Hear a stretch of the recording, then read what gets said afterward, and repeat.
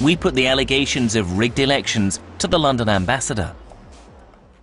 What I can tell you definitely that each election is better than the previous one, of course. Come on, is it realistic that an MP can get 94% of the vote? Why not? Why not? 94% in an election is just inconceivable. It can't be fair, can it? It can, and it cannot be. I don't know that case which we are speaking about, but I do not know that... This is the First Lady, this is the President's wife when she was elected to Parliament. Now, that's with all my confidence, I will tell you that that was definitely real, confident, and she is capable to get even, I'm very sincere, more than that. The First Lady is also chairwoman of Azerbaijan's Eurovision committee. And she's been able to rope in the family. Her son-in-law, pop star Emin Algarov, will sing to the Eurovision audience whilst viewers cast their votes. Just for one night,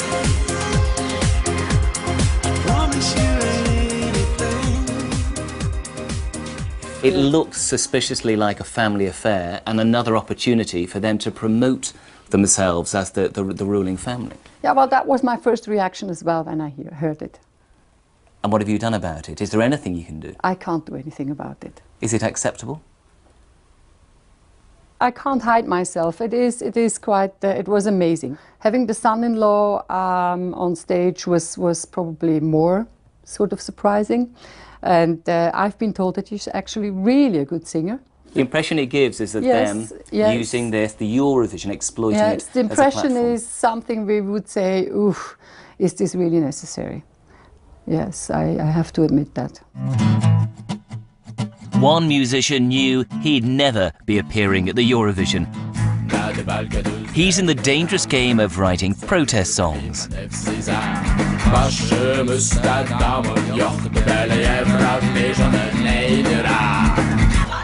This is what he's singing about, the bulldozing of apartments close to the Eurovision arena.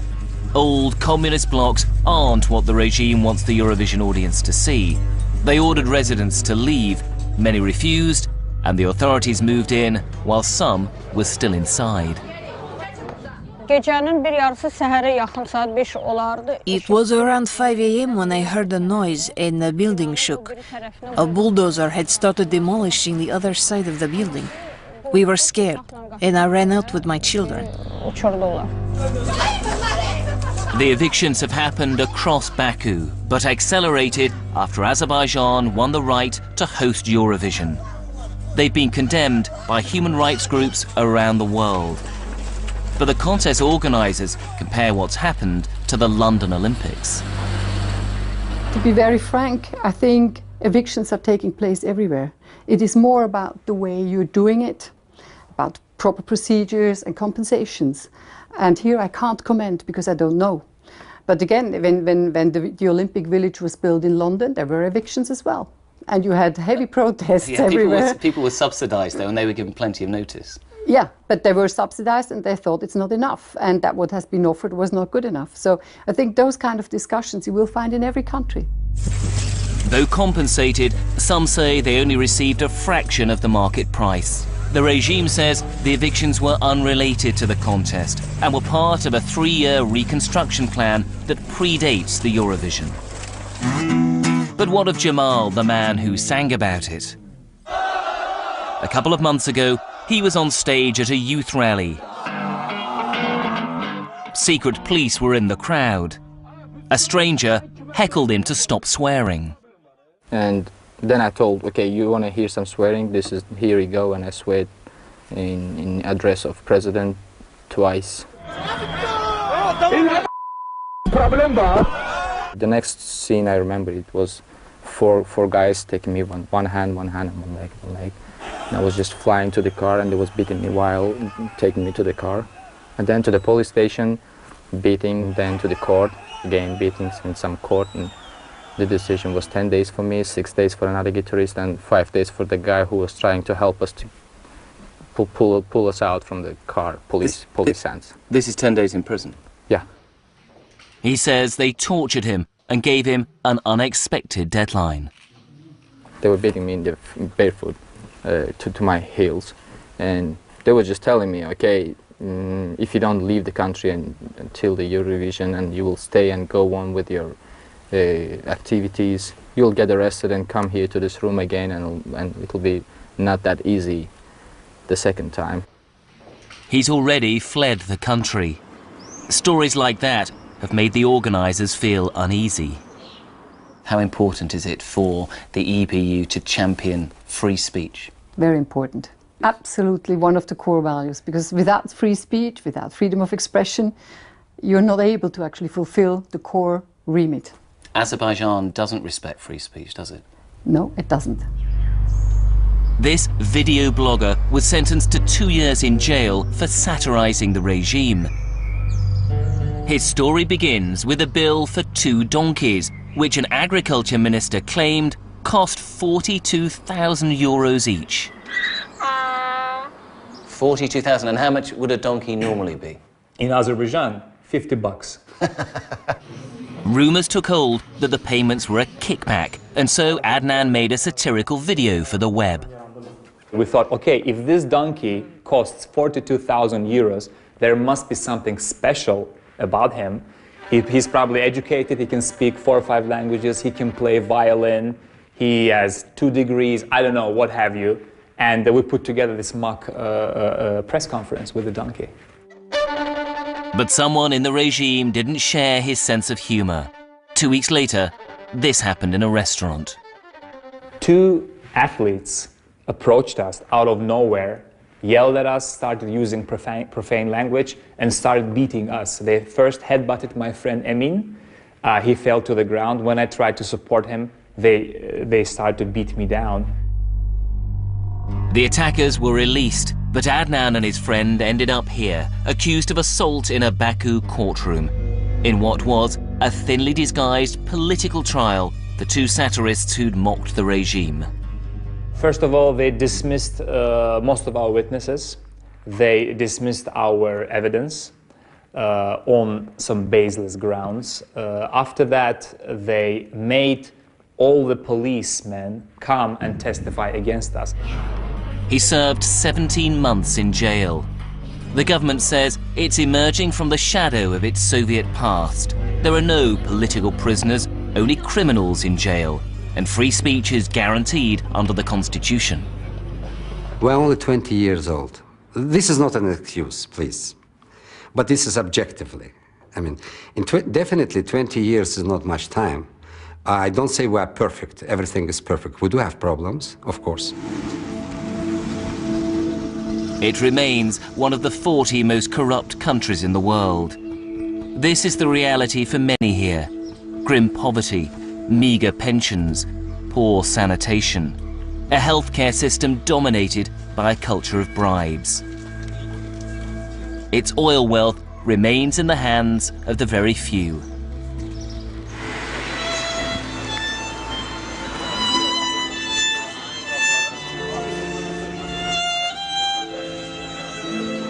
In public places, people refuse to speak to us about the Aliyev regime. But the US Embassy reported this. The Aliyev administration has developed an organized crime image in some quarters, leading some analysts to see Ilham Aliyev at times in a mafia-like role. It is mafia state. And who runs the mafia? I would say it's the President Aliyev and his family.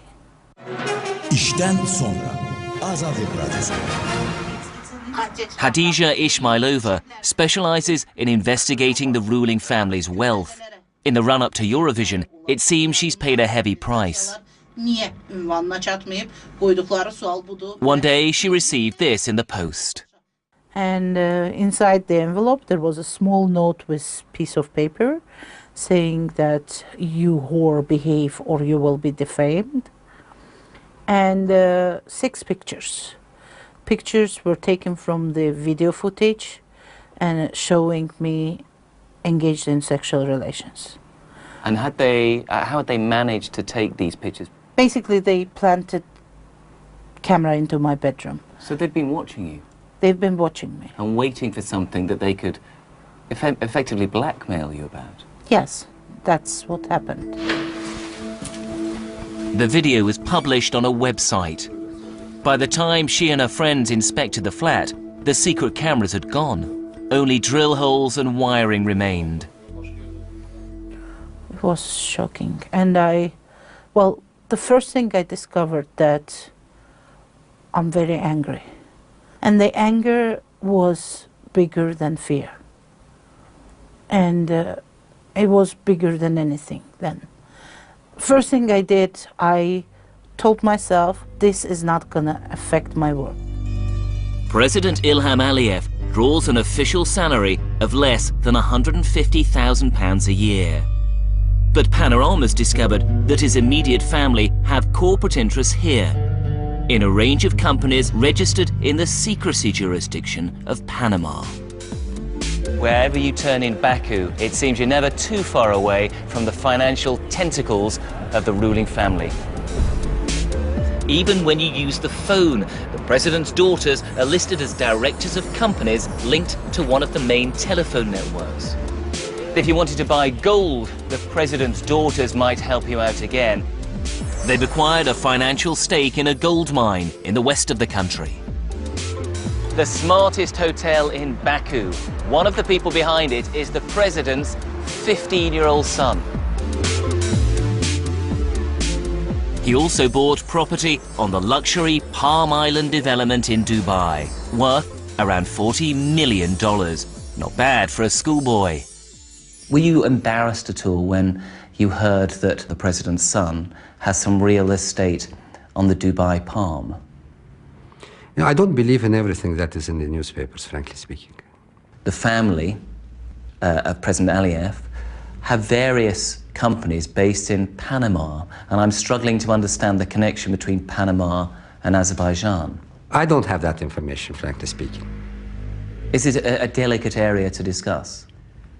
Definitely it is a delicate area because I'm not a member of the family. I mean, I cannot answer on the issues which are related to the family. The family refused to answer our questions.